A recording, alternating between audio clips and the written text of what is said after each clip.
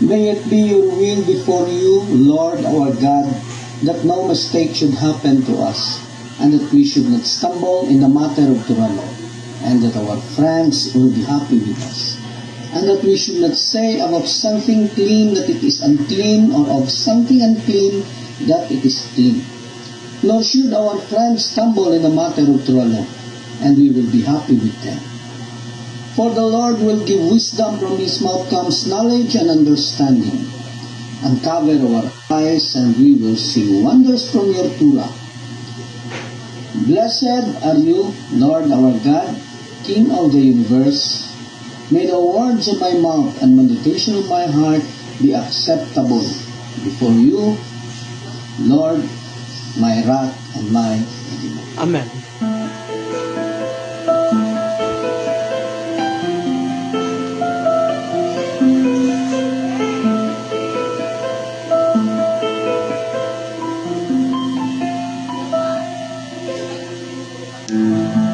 Ikaw akong hinihingan,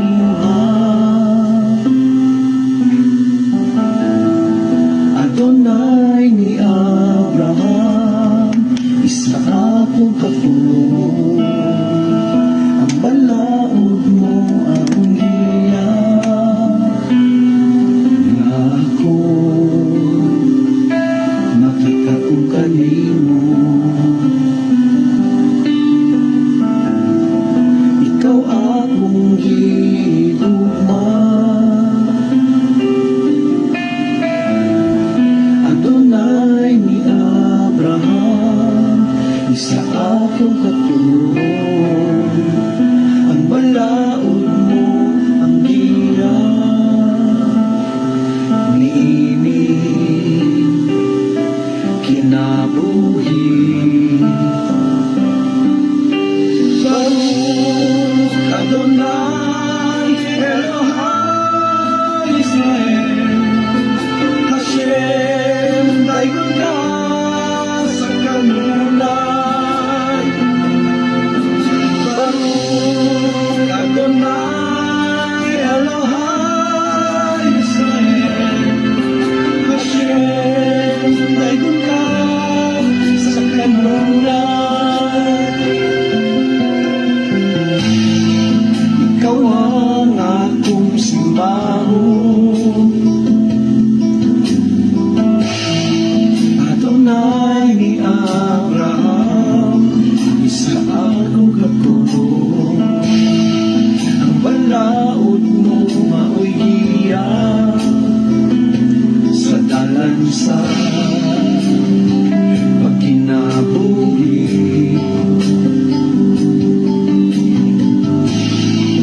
Ikaw lang akong yukuan, Adonai ni Abraham, isa akong katulong. Wanay lain gawas kanimo, ikaw lang,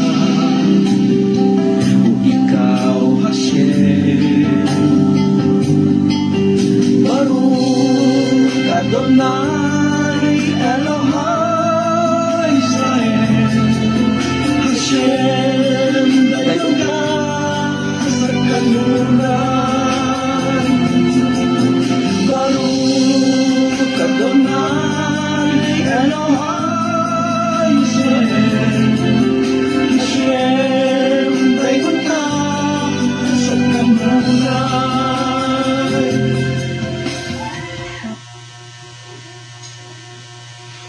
May it be your will, Lord our God, that the soul of Pam Rogers Batnoak, Ruben Solomon Benoak, Crisanto Boog Senior Benoak, Junlito Ocampo Benoak, Honorio Gonzales Bernardo Benoak, Gregorio Porgirinas Benoak enjoy eternal life with the soul of the righteous that are in Gan Eden. May this entire lecture bring peace to the soul of Pam Rogers Batnoak, Ruben Solomon Benoak, Crisanto Boog Senior Benoak, Jolito Ocampo Benoak, Honorio Gonzales Bernardo Benoak, and Gregorio Polgirinas Benoak. All may respond, Amen. Okay, good evening po sa lahat. No, dito po tayo, Friday night. Okay, happy 7th day po sa lahat. Dito na tayo sa chapter 3. Within pinag-uusapan po dito is patungkol po dun sa mga promise, no? Kung saan yung topic natin kagabi is actually na focus doon sa vows and promises. So, lang muna ha, hindi ako makahinga.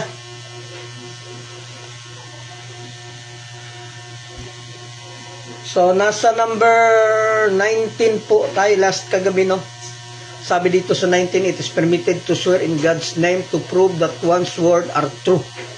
So, ibig sabihin, pwede daw gamitin yung pangalan niya. Siyempre, hindi po ibig sabihin na yung sinasabi dyan na pwedeng gamitin is yung 4-letter name. O kasi yung 4-letter name is actually unalterable. Hindi talaga pwedeng sambitin. Hindi pwedeng bigkasin. Ineffable. Napakahalagang pangalan. So, hindi talaga siya pwedeng i-pronounce unless you are holy, you have holy thoughts, holy air na nilalanghap, holy hearing, holy mouth, holy actions, then that's the time for you to become a correct vessel of the name of Hashem. Pero kahit na meron tayo niyan, dahil sa hindi naman tayo mga Levites or hindi tayo high priest, so wala pa rin tayong karapatan na i-pronounce yan. Only a high priest can able to pronounce the 4-letter name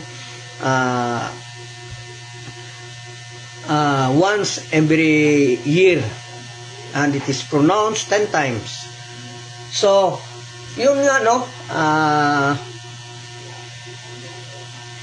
So, by the life of such, no, by the life of Adonai, by the name of Adonai, I hereby declare to myself that, so pwede po yung ganyan. Pwede po as long as hindi lang yung 4-letter name. Iwas talaga sa 4-letter name kasi mahirap na. Baka matamaan pa tayo dun sa sinasabing blasphemy. So, swearing by what is written on the Hebrew Bible or swearing while holding it on a resting one's hand is considered swearing in the name of God. Okay, this is the last topic that actually we tackle last night, no? Kung saan halimbawa kung nasa isang korte ka, kung saan magpapromise ka sa pangalan ni Hashem, I will say only the truth and nothing but the truth. So help me God. Tapos yung kamay mo actually nakalagay doon sa kung sa ano pa yan, Christian, doon sa Bible nila, pero sa atin panunumpa, no? Kung ano ang paraan panunumpa using the name of God or by allowing our hands to put, no, doon sa Torah ni Hashem. So kapag ginawa po natin yan, it is considered swearing in the name of God. So, kapag nag-swear ka in the name of God, ibig sabihin, ano ka talaga? Hindi ka pwede talaga magsinungaling. Kasi kasalanan na magsinungaling gamit ang pangalan ni Hashem. Okay, affirming an oath announced by the person by saying Amen or yes is as himself made a vow. Halimbawa, may nag-promise, okay, brother Yong, I will give you check, no, as a donation to your PTA. Tapos you affirm, yes, thank you, congressman. So meaning you are affirming as if it is a vow. So sasabihin mo na okay, si congressman magbibigay daw siya ng ano. So inaffirm mo sa harap ng mga taon magbibigay. So katulad ka din doon sa congressman na nag-promise na magbibigay. So hindi pwede, no? Na i-affirm natin yung isang oath, kasi kapag hindi natuloy yung oath diyan, kasama ka doon sa sa problema. Kasi ikaw yung affirm, sabi ni congressman magbibigay daw siya. Sabi ni mayor magbibigay daw siya. Ay ang problema kung hindi nagbigay, isa ka din doon sa nakuha niyo po. Gamit yung halimbawa, sabi ni tatay, bilhan ka daw ng pantalon, magantay ka lang ha, o kasi si tatay sabi niya magbibigay daw siya ng pantalon. So parang in-affirm mo yung isang promise. So hindi pwede yan siya, pero make sure na masunod talaga ng tatay mo yun, otherwise kasama ka doon sa annulment kapag ka ganyan. Hopefully na nakuha po natin, no? O swearing by what is written, affirming an oath announced by the person by saying amen or yes is as if he himself made the vow. So is therefore obligated to keep it. Lalo na sa mga tao na nasa barangay o na pramisa ni mayor na magbigay ng project. Pag ako nanalo dito, ngayong pag ako nakaupo dito, bibigyan ko kayo ng sasakyan. Nung nanalo na, di na makita. Tapos ikaw naman, kung tumutulong ka sa mayor, sabi ni mayor, pag magbibigay siya at ako handang mag-witness niyan kasi kilala niya naman si mayor. So parang ganun na usapan ba? Na para ding ikaw nanumpa din sa mga tao na mabibigyan talaga, bumuto lang kayo. Tapos pag nanalo, doon ang problema kasi wala na. Bibo na ang hanapan sa mga tao. Saan ba yun si mayor? Nung eleksyon, kitang-kita, halos araw-araw andito, pero nung nanalo na, wala na, hindi na makita. Kikita mo yan, sunod eleksyon na. So, ganun, no? Hindi pwede na mag-a-affirm po tayo sa mga sinasabi ng ibang tao. So kung uulitin man ninyo, kinanglan doon sa kuan na hindi ka talaga kasali sa affirmation. Na sabi pwede natin sabihin, ikwento si mayor ng pero hindi natin alam kung gagawin ba niya yan pag nanalo, sana. So kailangan pinaganon, wag talaga magbigay din ng assurance na si mayor may promise dito, si congressman may promise dito. Or yung mga ibang tao, si Papa may promise. So, wag talaga mag-affirm na ikaw pa mismo ang magpapatotoo na si Papa magbibigay yan ng Kasi yan siya. Affirming an oath announced by the person is by saying amen or yes is as if he himself made the vow. No? So, is therefore obligated to keep it. So pag ginawa po natin yan, kasama po tayo doon sa mauobliga sa paggawa ng mga bagay. Halimbawa nag-promise ako na magbibigay ng isang halimbawa. Okay, bigyan ko kayo ng isang dyan, solar. Tapos yung isang tao naman may nakarinig, uy, sabi ni brother yung antayin nyo lang, darating yan. Dudugtong ka doon sa ba? O ka. So hindi po pwede yan, no? So kung may ginawang vow or oath or promise yung isang tao, makinig na lang, then huwag mag-affirm. Affirming meaning pinapatotoo mo na magbibigay siya kasi promise niya.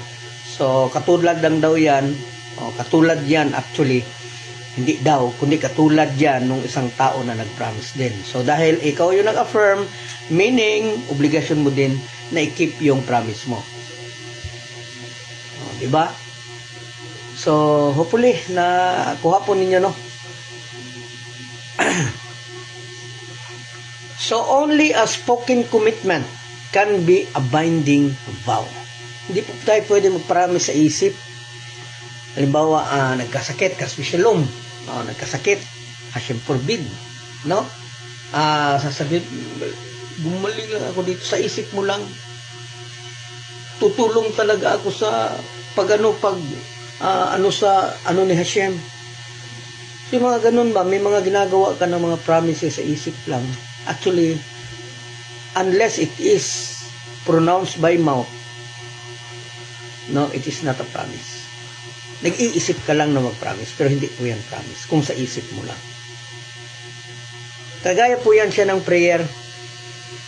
A prayer should always be utterable.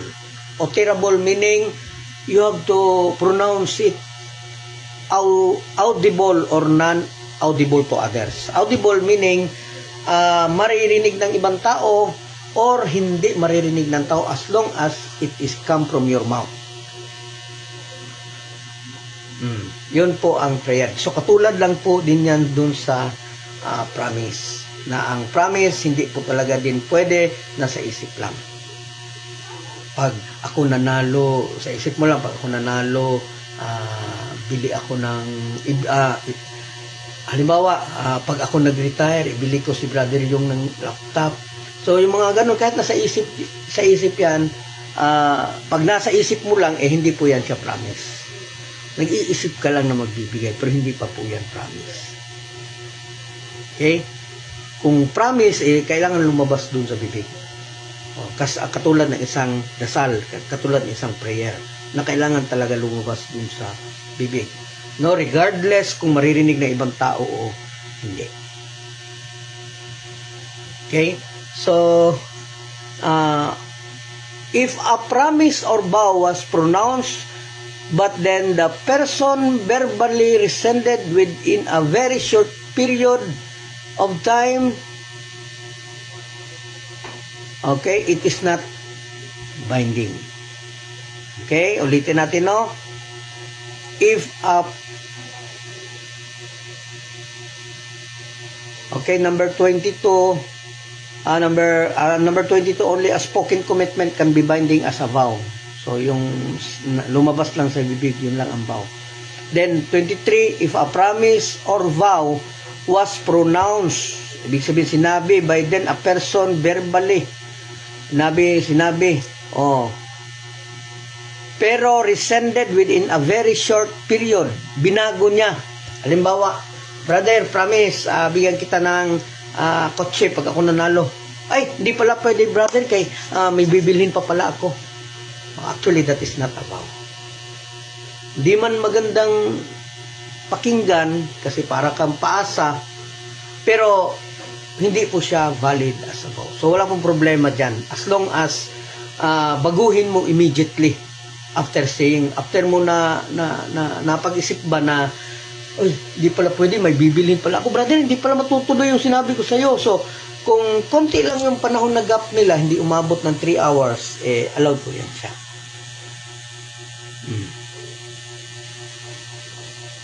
Bakit 3 hours? Kasi 3 hours is the digestion of digestive system. Diba, pag kumain ka ng karne sa Jewish, bago ka uminom ng gatas, kailangan yung karne na nauna mong kainin is kailangan ano muna siya, o kailangan mo mag-antay ng 3 oras bago ka makainom ng gatas. O ganun sa Jewish. So ibig sabihin niyan, 3 oras yan, hindi yan basta-basta. O may mga ano yan siya, may mga significant yan siya kung bakit ganun. O, ganun din sa oath na kapag binago within 3 hours, then it is valid. It is not valid as vow. Pero pag lumampas na, umabot na ng 1 araw, ibang usapan yan. Kailangan mo na dyan ng annulment of vows. Okay, so magtanong lang po kung may mga tanong para kahit paano maidagdag po natin doon sa discussion natin. Okay? So number 24, a vow that is not made through speech, hindi binigkas, such as by shaking hands. Kasi may usapan kasi minsan na parang automatic na. Yun na. Ibig sabihin, tuloy. Tapos mag-shaking hands.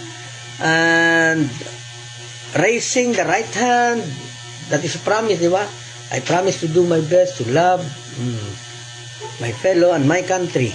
So, raising hands, shaking hands, then placing one's hand in tura or placing one's hand in the dibdib is considered to be binding in a community where this action is accepted as vows. I promise, brother, that if I win this war, I will buy you car. So, that is a valid promise. So, ibig sabihin, makatotohanan yung sinabi niya na ano talaga sa dibdib niya. Totoo talaga na inano niya yan. So, hopefully na kuha po natin, no? Actually, this is the last part of doon sa prohibition of vows, laws of vows and promises. So, kung may mga tanong po kayo patungkol dito sa laws and vows, pwede po kayo magtanong. O, alam ko naman na maraming mga cases talaga. Halimbawa, nag-promise ka, Hashem, kapag natanggap ako sa trabaho, na ano ako, magbibigay ako ng ikapo. Actually, yung mga ganyan na mga promise, no, na wag po natin gagawin. O, kasi, una-una, we are not obligated to give tithes. Kasi pag sinabi mong ikapo, ibig sabihin tithing po yan. Ikapo. And we are not commanded to give tithes to any person or even to Jewish. But Hashem was actually expecting us to be merciful to other people. Nag-i-expect siya na maging mapagbigay tayo doon sa ibang tao. Yung mga nag-vow sa harapan ng libingan, bro, actually, kalimitan po nangyayari yan. Halimbawa, yung husband namatay, tapos yung asawa, naandyan, promise, hindi na ako magsa-asawa ulit pang. And yet, pagkaraan ng ilang taon, doon nakita mo na buntis. So, kung sa Jewish pa yan, ano yan? Kailangan niya ng sin offering. Kasi ano yan, promise yan guilt offering, sin offering. So, wag talaga mag-promise doon sa husband kasi it is a mitzvah to marry again. Hindi po biro na hindi po pwede na sa buong buhay mo maging malungkot ka lang. Sa lahat ng panahon, sa lahat ng pagkakataon, kailangan maging masaya. So, kung ang pag-aasawa lang ang magiging dahilan ng kalungkutan, it's better to marry again. Sa Jewish, ganito po yan. Kapag yung husband namatay, ang babae kailangan po mag-antay ng 3 buwan. Kapag he can able to bear son or a daughter. Halimbawa, pwede pa manganak yung babae, tapos namatay yung husband, tapos mag-aasawa siya, kailangan po siya mag-antay ng 3 buwan. Bakit 3 buwan, Brother Yong? Kasi, pag nag-asawa kasi yan, tapos buntis ka pala, ang mangyayari dyan, away lang yan.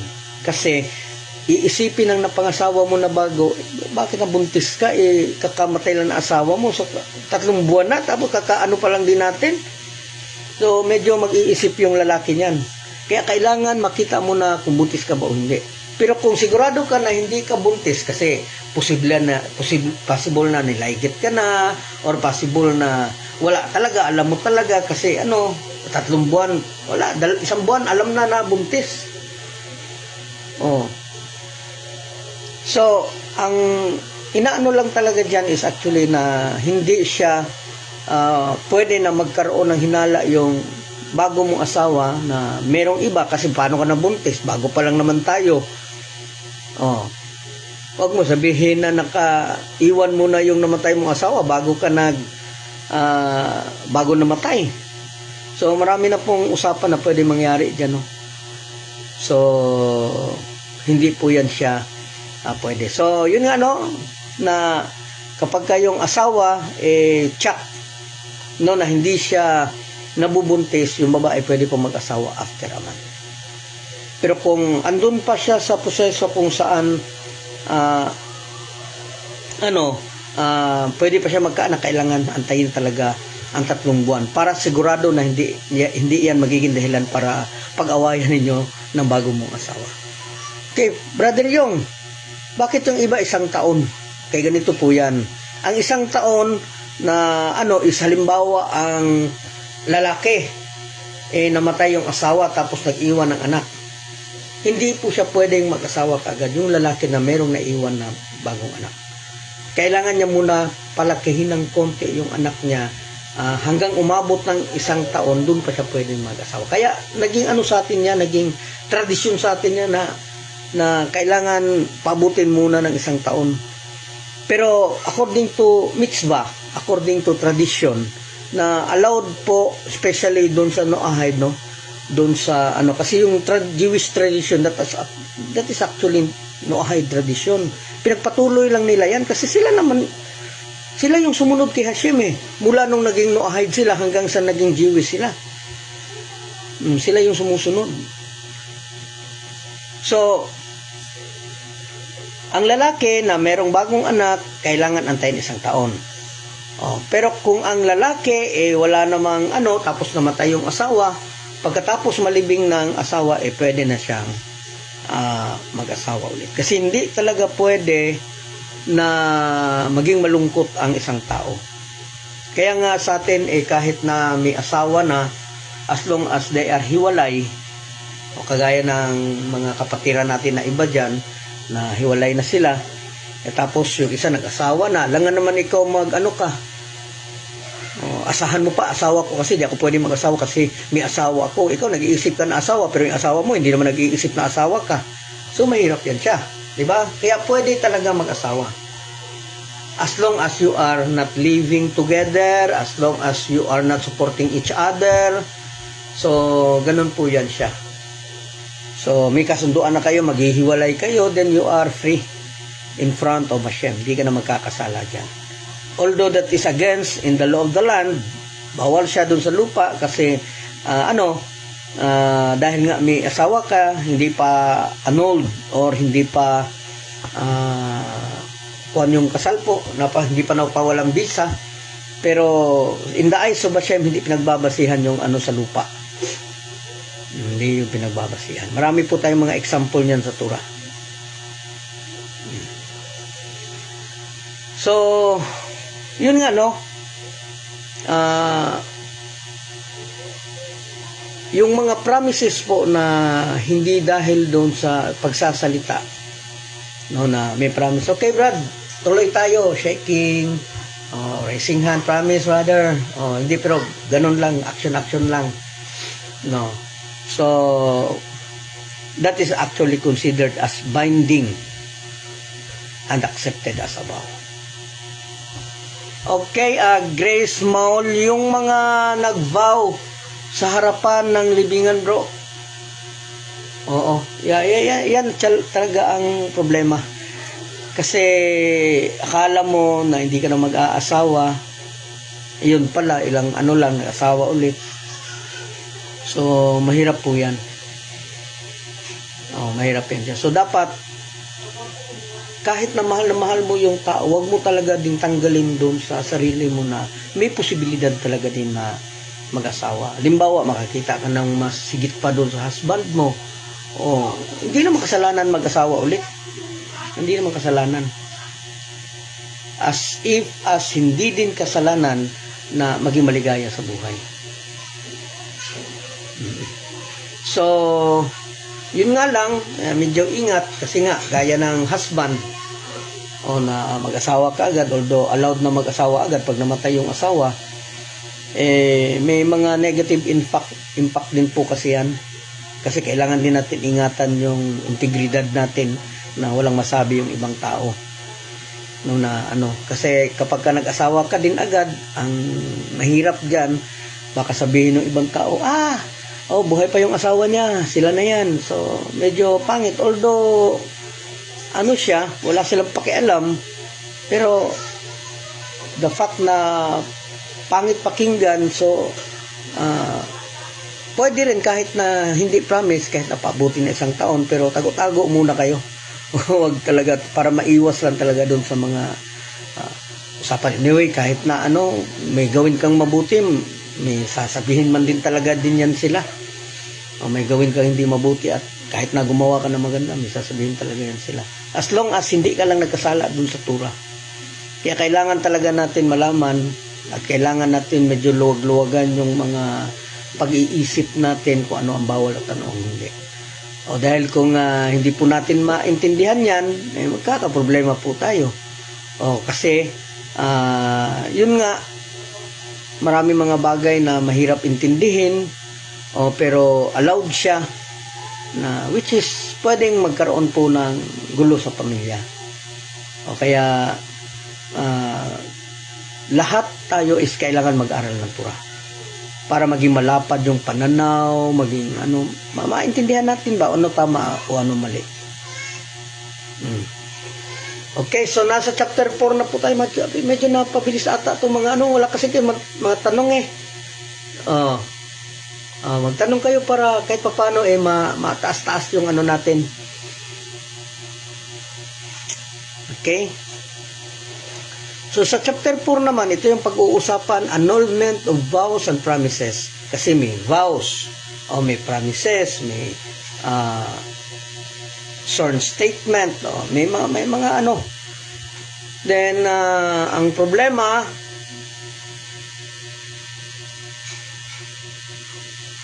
okay, Grace Small, paano po kung may mga sundalo hindi na nakabalik sa asawa at wala nang balita sa kanya, nag-asawa ulit ang asawang babae, tapos ngayon bumalik si sundalong asawa. Okay, isa ngayon sa problema, kasi kailangan sa batas ng lupa, kailangan kasi na mapatunayan muna na namatay yung asawa bago talaga legally na pwede mag-asawa. So ngayon, dahil nga hindi mapatunayan kasi nawala, hindi mo alam ano nangyari, kailangan mo mag-antay ng ilang panahon. May mga abogado po tayo dito, magaling po sila dyan.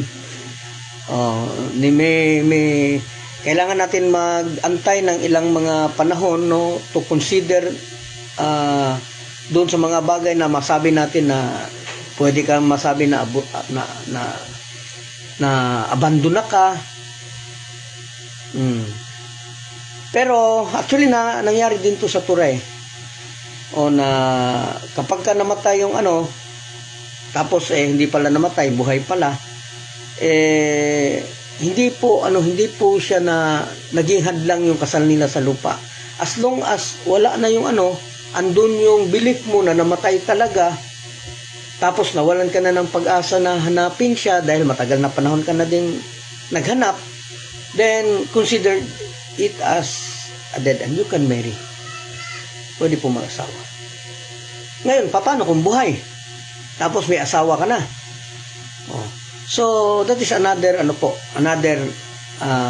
siya. Kasi nawala siya. Hindi mo naman kagustuhan hindi mo naman ginusto na mawala siya. Hindi naman pwede na iyak na lang hanggat wala siya. Kasi minsan, kailangan din kasi talaga maging maligaya ng isang tao.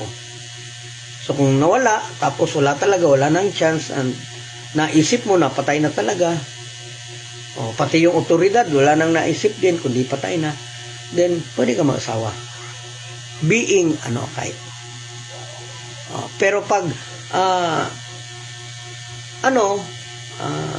law of the land ang pag-uusapan, kailangan ng proof of death. Kailangan ng proof of death muna. Then, ilang taon, 7 years ata yan, years of abandonment. Pero kung may proof ka na patay, then pwede ka na mag-asawa. Pero kung wala, medyo mag-antay muna ng konting panahon po, para baka buhay lang yan dyan, andyan sa tabi-tabi, hindi mo alam, nag-asawa na din. Okay.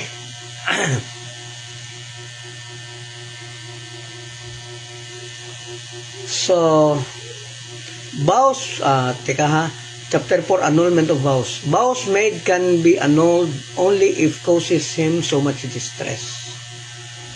Halimbawa, may promise ka sa isang tao, may vow ka doon sa isang tao na medyo na-stress ka. Kasi hindi mo talaga masusunod. Paano ba ito? Naka-promise ba ako na so na-stress ka? Then you can annul the vows. Isa yan sa criteria. Pero kung hindi na ka naman na-stress, rason na annul mo? Kaya lang, kung hindi mo din i-annul, pwedeng araw-araw ka hanggat di mo na ibigay yung promise mo, hindi naman ibig sabihin na nag-end kasi hindi pa naman tapos, buhay ka pa din naman. Pero hanggat hindi mo naibigay yung promise mo dun sa kanya, yung batawag dito, yung promise na yon is actually valid. Valid po siya. So kung sa tingin mo hindi talaga kaya, nagbibigay na, i-stress ka na sa kakaisip, pwede po siyang ano. Okay, annulment of vows. Paano i-annul yung mga ganyang bagay? Kung alam mo na yung taong lalapitan mo for annulment is actually very knowledgeable in annulling vows, then pwede siya na siya lang isa. If he is so much knowledgeable in the Torah. Pero kapag ano lang siya, average lang siya, may konting alam, need of 3 po na mag-annul. Kaya hopefully na kuha nyo po. Kasi may paraan po kasi hindi po kasi pwede, gusto ka pa annul, okay, annul ka na. Hindi po yan siya ganyan. Kailangan talaga ibigay din yung pagkakataon, baka pwede pang maayos. Baka pwede pa kayong magkabalikan. Baka mamaya, pag na-annul kayo, nalaman nyo, lamot nyo pala yung isa't isa, tapos kayo na ulit. So, kailangan gawin po lahat ng mag-a-annul na magkabalikan sila. Or,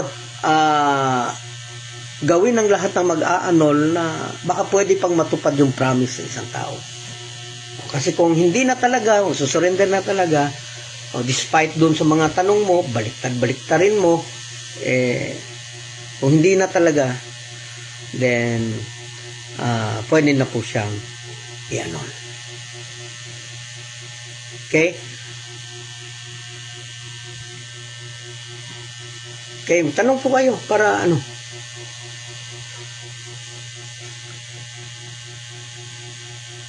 So vows made vows can be annulled only if it causes him so much distress, or if it becomes a stumbling block or cause him or others to sin. Isa din yan sa mga dahilan, halimbawa medyo magagalit siya na pwedeng maano yung ano ninyo dahil doon. So pwede pong i-annul. Sabihin lang ng maayos, brother, di ko na talaga kaya yung i-promise ko, sorry talaga. So pwede po siyang i-annul. So annulment of a vow must be accompanied with a statement of valid regret. Halimbawa, nakapromise ka na bibigyan mo siya ng piece of land. Tapos nung nakita mo na medyo mahirap sa buhay, benta ko na lang to, kailangan mo ipa-annul ang vows, pero andun yung elements na sana hindi ko na lang ginawa yung vows na bibigay ko yung lupa sa kanya. Regret, sa Bisaya pa, pagmahay o pagsisisi na bakit mo na promise. Kailangan yung elemento na yan is na andun when you annul a vows. Flor Jelly, so yung if magpa-annul ng vow, need ba yung 3 leaders na magkasabay na mag-annul sa vow? Actually, yes. O hindi pwede na isa-isahin mo. Isa-isahin mo yung leader na magbabaw. Kailangan present sila kasi magtutulungan yung 3 na yan, baka maayos pa. Brother Yung, pwede ba na kapag ka nag-annul tayo ng vows, pwede ba po online? Ganito po yan, sa hirap po ng panahon, lalo na po sa atin na medyo malayo, pwede po tayong magpatawag, pero kung wala talaga, medyo mahirap talaga yung transportation, alam naman magpatawag ka, tapos pa-shoulder mo sa kanya yung pamasahe. So, natural talaga, shoulder mo yung pamasahe niya. So, yung higaan niya, yung pagkain niya. So, sa hirap ng buhay ngayon, pwede po siyang maging practical since yung gagawin po ninyo is hindi po isang ritual. Iba yung kasal, iba yung patay, kasi ritual po yun.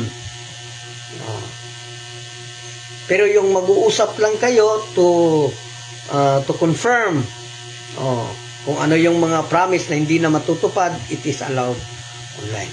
Kaya lang, halimbawa, hindi knowledgeable, so kailangan yung mag-zoom. 3 plus ikaw, 4.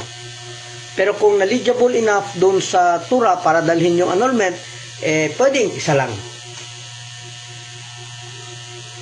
Okay, so salamat sa tanong, Florgel. So, halimbawa, si Jason, si Jig sa Dumaguete, sa Dipulog, si Jason dun sa saan ba yan? Sa Mandawi, Cebu, si Nick Tadley sa Malaybalay, or si Michael de la Serna sa Tampilisan. So, 3 or more, no? Pwede po. So, pwede magsabayan sa Zoom, tapos kakausapin ka, bakit mo kailangan i-annul, o wala na ba talagang pag-asa na baka kaya mo pang ituloy.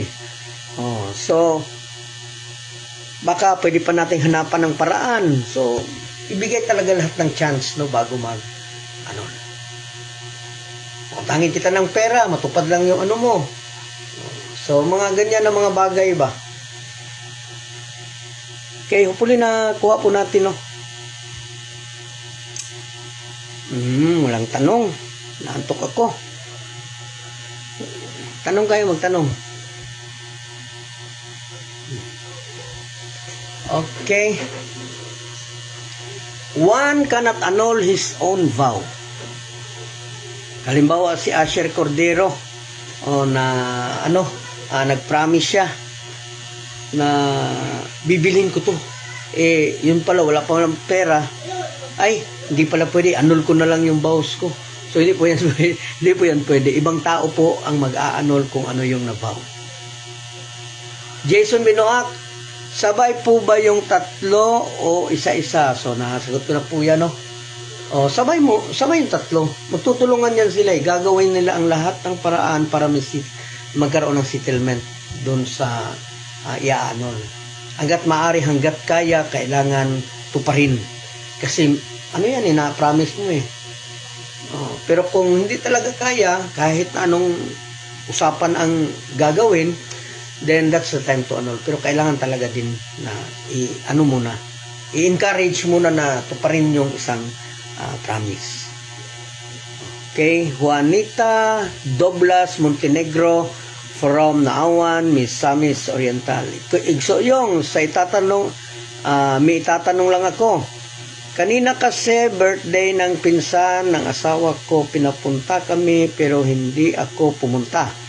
Tapos po binigyan kami ng lechon na hiniwa na meron pang adobong manok. Tinanggap ng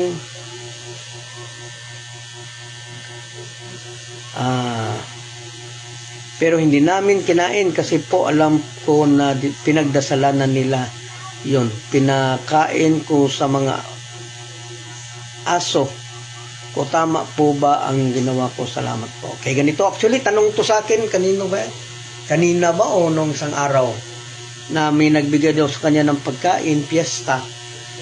Dahil nga hindi maintindihan kasi baka magalit pag hindi mo tinanggap. So tinanggap niya. Ang tanong, ano gagawin niya doon? Pwede ba daw ipakain doon sa aso?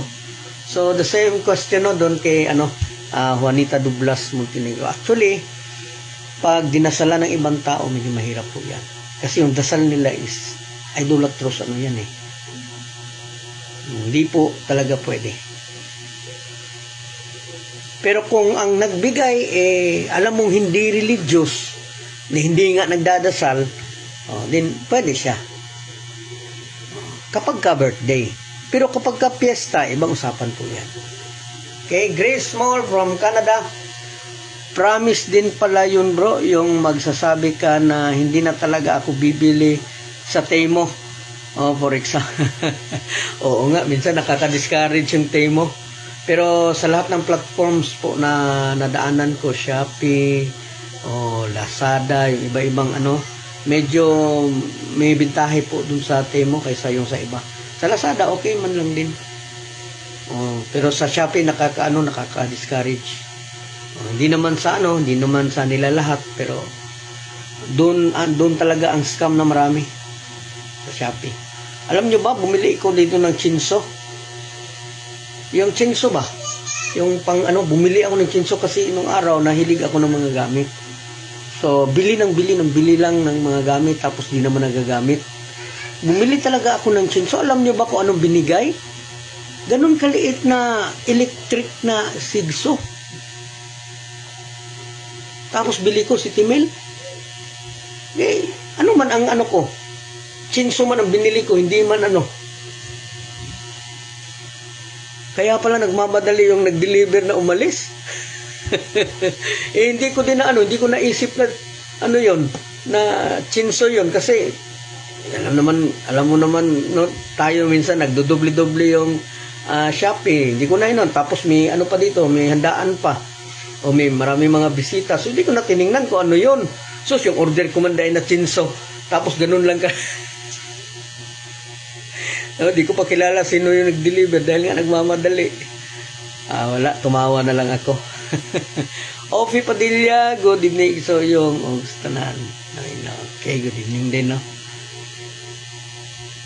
Okay, na hindi talaga ako bibili sa tain mo. Medyo mahirap, no? Medyo mahirap. So kung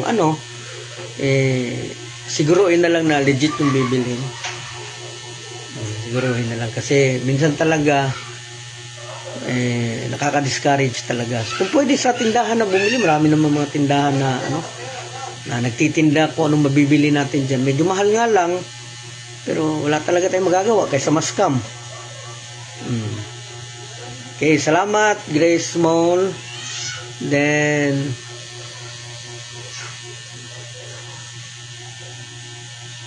so yun nga, no one cannot annul his own vow. Rather others. Ibang tao hindi din sila pwede mag-annul dun sa nila, or others without knowledge of Torah. Kahit na tatlo yan sila, basta wala talaga silang knowledge sa Torah, hindi sila pwede mag-annul ng vows. Yung tatlo na sinasabi natin is knowledgeable sila sa Torah ba, pero hindi sila ganun ka knowledgeable. So bali average lang sila, pero kahit pa paano may alam sila sa Torah. Kaya kailangan tatlo. Pero kung knowledgeable enough yung isang tao para mag-annul sa vows mo, then it is permitted. Okay?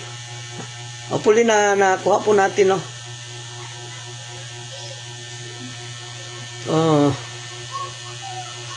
So, an oath can be annulled only if a person expresses the sincerely regrets from the time he made it. So, yun nga, no, kapag ka nag-annul lang ba, kailangan meron siyang elemento na nag-regret ka or nagmahay ka. Sa Bisaya pa na, nagmahay. Ano ba yan sa Tagalog? No? Nagsisisi ka. O na bakit mo na-promise yun. Kailangan kapag ka nag-annul, andyan yung element na nagsisisi ka. Bakit ko na-promise to? Hindi mo naman pala kaya.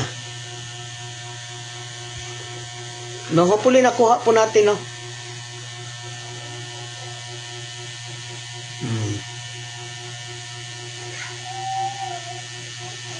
So, a statement of valid regret made in the physical presence of at least one person who is knowledgeable in the Torah laws, annulment of vows.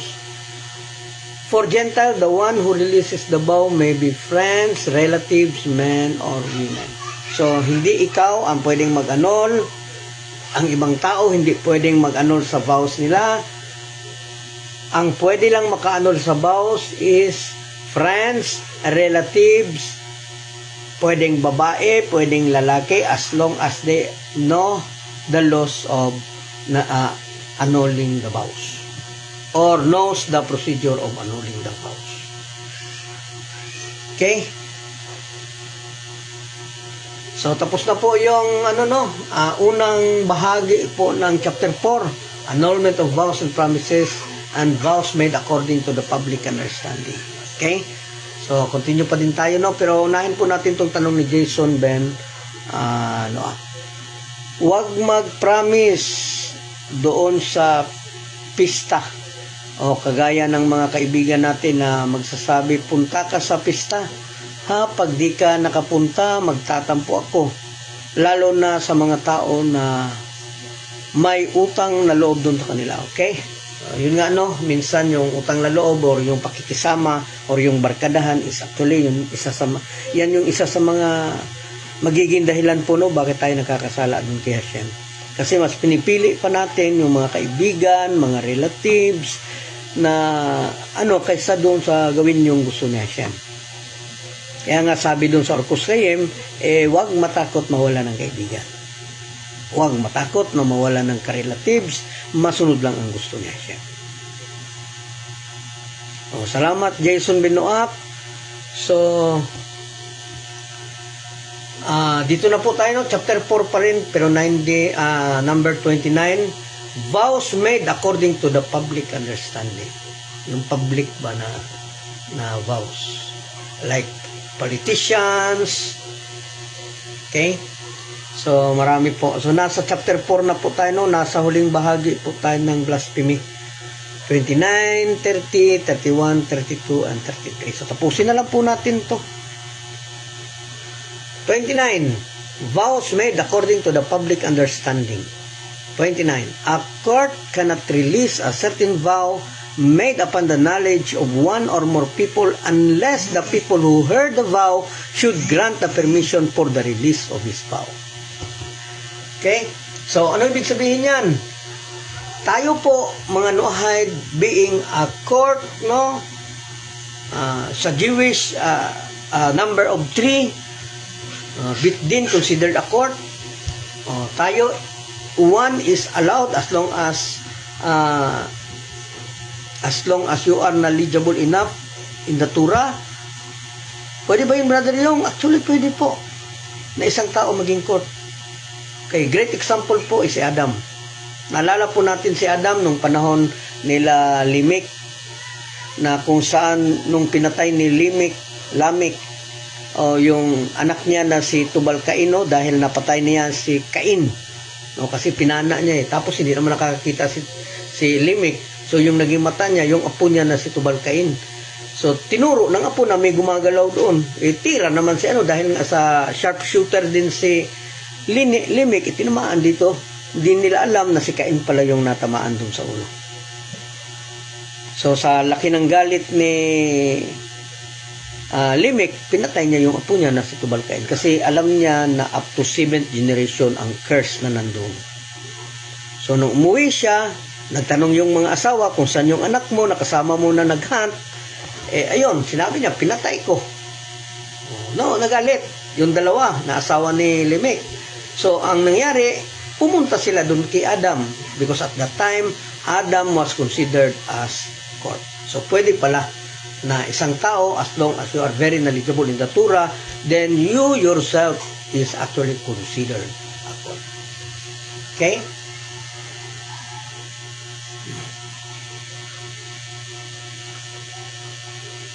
So, another one, vows made in partnership. Yung dalaw kayo ba na, promise ko na palaguin natin to. So, mga ganun na mga promise ba? Yung mga promise na under juris, yung yung pressure ka kasi babarilin ka. Promise pag hindi mo tinupad yung mo, papatayin ko yung mo, pamilya mo. So yung mga ganyan, yung napipilitan under juris. So yung mga ganyan po na promise or promise na mistake, mali, kasi hindi mo naman pala na mali pala yung na-promise mo, then actually po yan siya. Kailangan po yan siyang hindi po yan siya considered as promise kasi under juris ka pinipilit ka. Halimbawa, yung isang tao naman, bilihan kita ng sapatos, pero ang hinihingi ng anak, tsinelas. So binili mo sapatos. So, nung binigay mo sa anak, hindi naman sapatos pinabili ko, tsinelas, kasi may project kami. So, yun ang promise na may partnership. So, ganito po yan. If two people swore each other to perform an action together, and one of the parties annul the vows, then the second party is also not bound by the vow. Okay? So, halimbawa kami dalawa, nagkasundo kami, na may negosyo kami. Tapos yung isa umatras. Then, wala nang rason din na ipagpatuloy niya yung negosyo. Atras na rin siya. Okay, hopefully nakuha po, if two people swore, nag-promise to each other to perform an action, pagtulungan natin to, pero yung isa umatras. So, yung isa na naiwan, pwede siyang hindi na rin niya ituloy. I-annul niya na din yung ano. Kasi siya, dahil nag-promise kayo, mag-a-annul din siya dun sa, dun sa ibang tao, kung sinong kakilala niya na pwede niyang gamitin para dun sa annulment niya. So, ikaw na naiwan is ipa-annul mo na din yung promise ninyong dalawa. Promise ninyong dalawa. Okay. So, 31, if two or more parties swear to do certain things or not to do it, and one or more of them violated the oath, this does not release the other parties involved, since such a vow is not dependent upon the consent of the other people. Kaya na ba ibig sabihin, parang magkasalungat sila dun sa 31 na. Huli, nakita niyo yan huli, nabantayan ninyo. Kasi yung 30, if two people swore each other, nagsumpaan yung dalawa na gagawin yung isang action, yung isang bagay na silang dalawa magtutulungan, pero yung isa nag-annul, ayaw niya kasi nabago yung isip. Then the second party is also not bound by the vow. So dahil isa na lang siya, dalawa naman silang nag-vow, hindi na din siya bound doon sa vows na yun. So it is a time also to separate, and make a vow. Okay. Dito naman sa 31, if two or more parties swear to do a certain things, so pagtutulungan pa din, tapos not to do it. So may kaibahan siya kasi yung isa gagawin nila yung mga bagay na to, tapos umatras yung isa. Itong isa naman gagawin natin to. Okay, may tanong muna Jason Benoak, kana sa kasuko igso yung nakasulti ka, bunalan jud ti ka, bataa ka, pero kalaunan nawala na ang galit mo, hindi mo na pinalo ang bata. Valid ba yun na promise? Actually, hindi po yan promise, kasi ang promise po is with intent, with personal intent talaga yan siya, with emotions na gagawin mo yan, kaya ka nga nag-promise pero yung nasa galit ka, hindi po ano siya valid as vow. Nasabi mo lang yun dahil sa galit mo. So walang problema po yung mamalo ng bata, nag-promise ka na baya na hindi mo paluin, hindi po yan siya kasama dyan. Okay? Salamat sa tanong, Jason Benoak.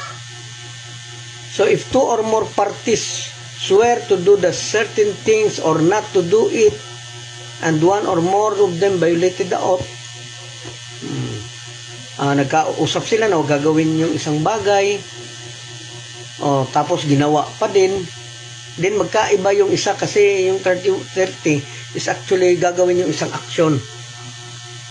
Yung isa naman hindi natin gagawin pero ginawa pa din. Okay, ganun yung kaibahan ng dalawang yan. Grace Small from Canada, I did sincere repentance only bro when I left Christianity, since nabanggit nyo po ang annulment of vows. Madami po akong vows dati kay GC Boy. Okay naman ang sincere repentance lang din po ba? Yes, actually, when it comes to idolatry, sa panahon na iniwan na po natin yung mga idolatry na yan, kasama po doon yung promises natin na iniwan. Hindi po common na nag-promise ka, kahit na idolatry, isusundin mo.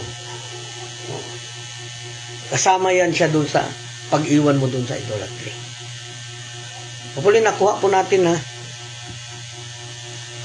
halimbawa, nag-promise ka doon sa kasintahan mo, nabilihan mo siya ng damit pang simba. Tapos nalaman mo na hindi pala, mali pala yung sinasamba nila. So kasama doon sa pagkakaintindi na mali yung pagsamba nila doon, dahil hindi naman totoong God yan, kasama po doon yung annulment ng kasi discussion talaga yan siya. Alam nga naman, bibilhan mo siya para ng samba, para ka din tumulong para makasamba siya doon sa mali. So automatic po yan. And it is a mitzvah not to buy clothes para gamitin nila doon sa pagsamba. Okay, salamat sa tanong, Jason Benoak.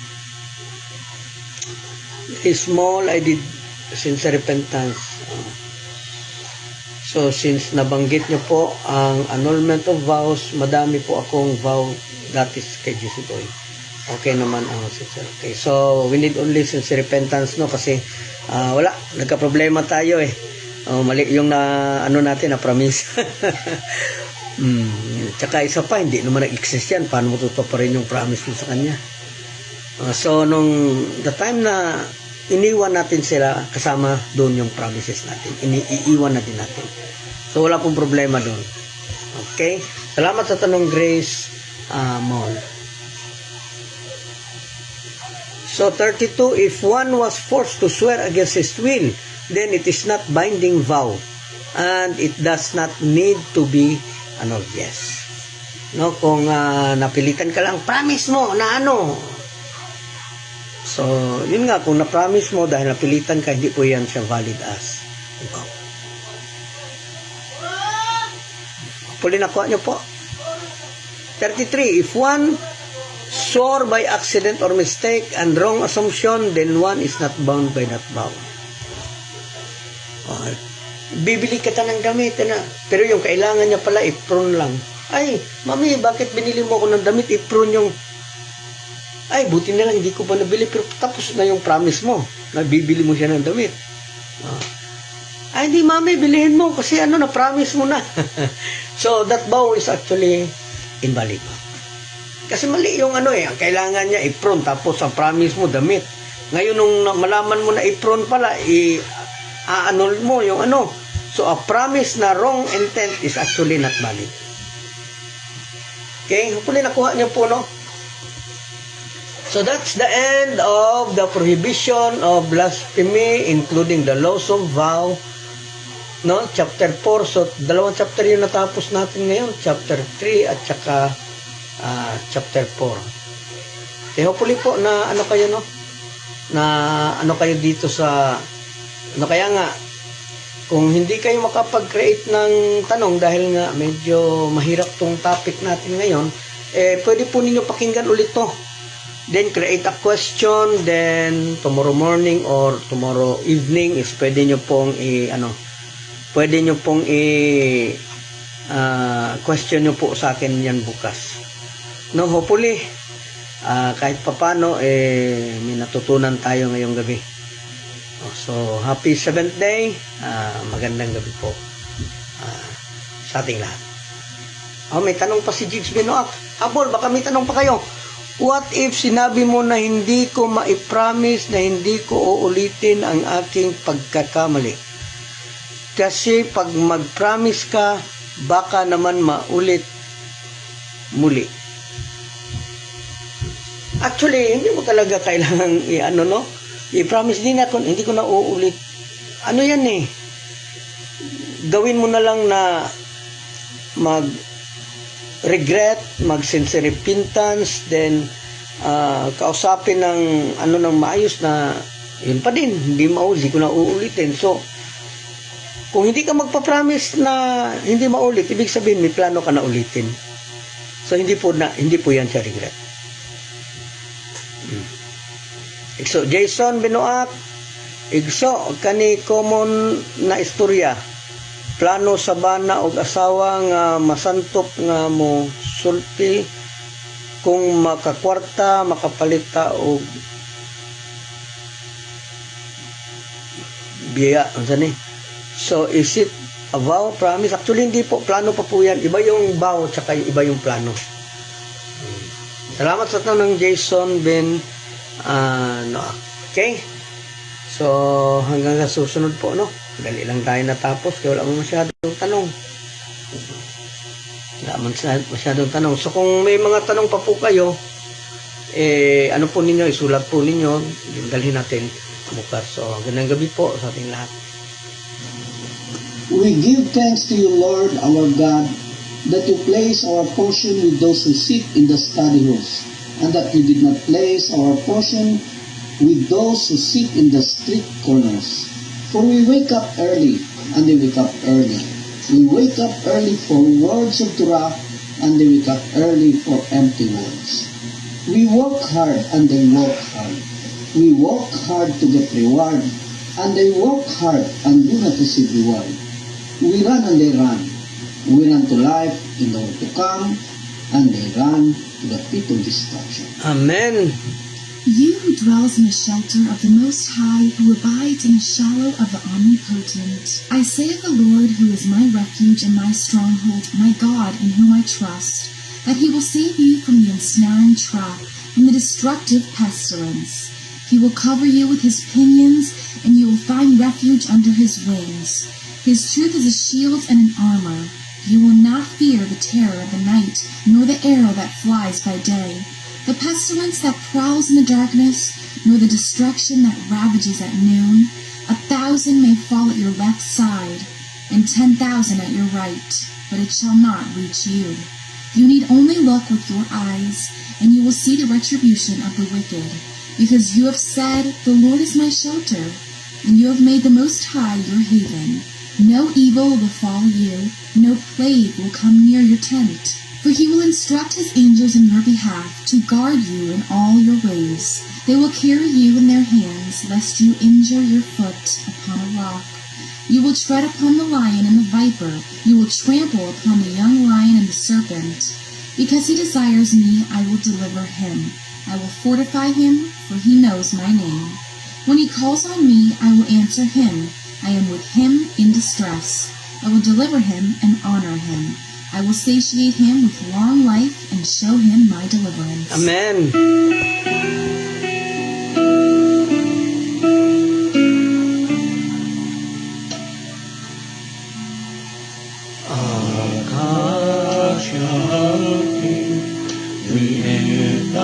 Adonai,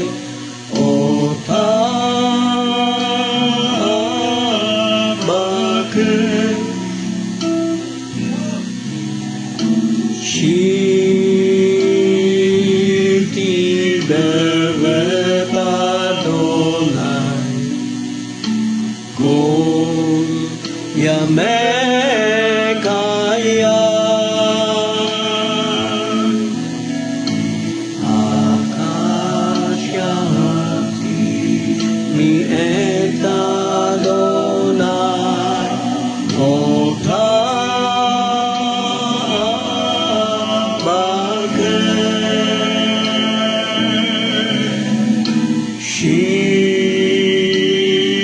Shirti bevet Adonai,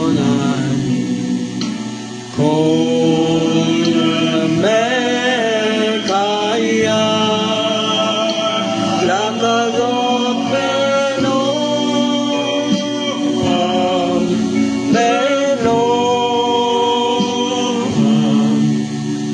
Beno Adonai, Lakazot Beno,